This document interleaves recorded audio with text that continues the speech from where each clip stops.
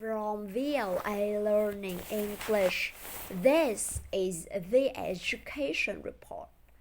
Kid Pen Alley is a non-profit organization that hosts songwriting workshops for students across the United States.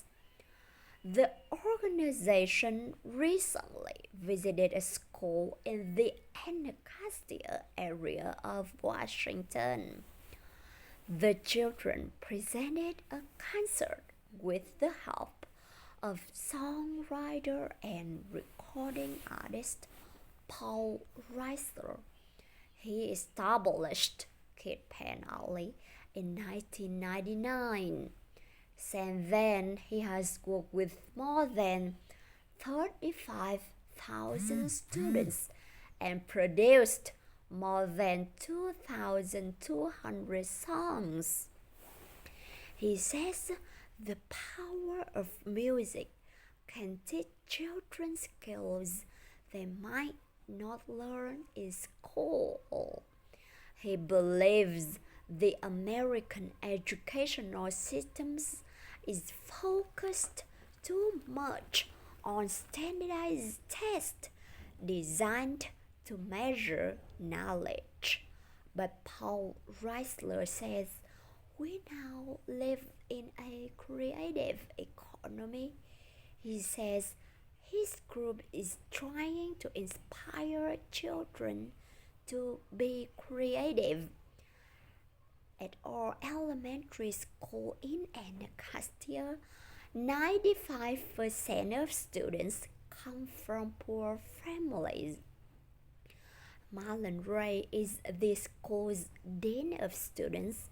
He says some of the children have difficult lives, but he says these kids still want to strive for greatness.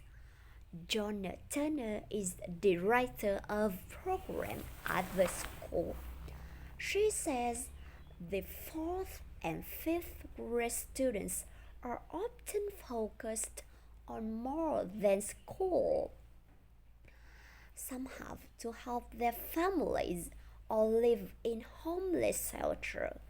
A shooting took place in April directly in front of the school. No one was injured, but the incident affected the whole community. Students are often influenced by what happens around them. Still, our elementary school has a positive, hopeful atmosphere. Marlon Ray says the workshops and concerts made possible by Kid Pen Alley created good memories that will last for years. For VOA Learning English, I'm Clara Bowman. From VOA Learning English, this is the Education Report. Recently, there have been increased efforts to make sure children in Africa get a good, strong education. But a new report says governments are losing about $129 billion every year on poor quality education. As a result, about 1 in 4 students in poor countries cannot read a complete sentence. That represents about 175 million young people. The report comes from UNESCO, the United Nations Educational, Scientific, and Cultural Organization. It says poor teacher training and spending costs are just two of the reasons for school failing. Pauline Rose, education specialist, directed the report. She says more teachers are needed in African countries south of the Sahara Desert. She says the area needs need an additional 225,000 teachers to improve primary school education by 2015. Paul Rose says government like saving money by using contract teachers. The teachers are not government employees but work by special agreements. Contract teachers can easily be dismissed.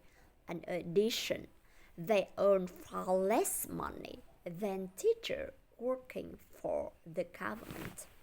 The UNESCO report says government will need to increase spending on education has decreased or stayed the same in recent years. The report praises some countries. It says South Africa provides 6 times more money to teach students in areas with low and high unemployment. In Malawi, it created teacher colleges to train teachers for rural areas. For VOA Learning English, I'm Carolyn Pursuti. Some call me nature, others call me Mother Nature. I've been here for over 4.5 billion years, 22,500 times longer than you. I don't really need people, but people need me. Yes, your future depends on me. When I thrive, you thrive. When I falter, you falter, or worse. But I've been here for eons. I have fresh species greater than you, and I have starved species greater than you. My oceans, my soil, my flowing streams, my forest, they all can take you or leave you. How you choose to live each day, whether you regard or disregard me, doesn't really matter to me, one way or the other. Your actions will determine your fate, not mine. I am nature. I will go on. I am prepared to evolve. From VOA Learning English, this is the Education Report. South Africa has 11 official languages. If you want to say hello, it's Sabona in Zulu and hello in Afrikaans. Now South African school children may start using ni hao to say hello. The country education ministry hopes to add Mandarin language classes in some schools. Mandarin is the official spoken in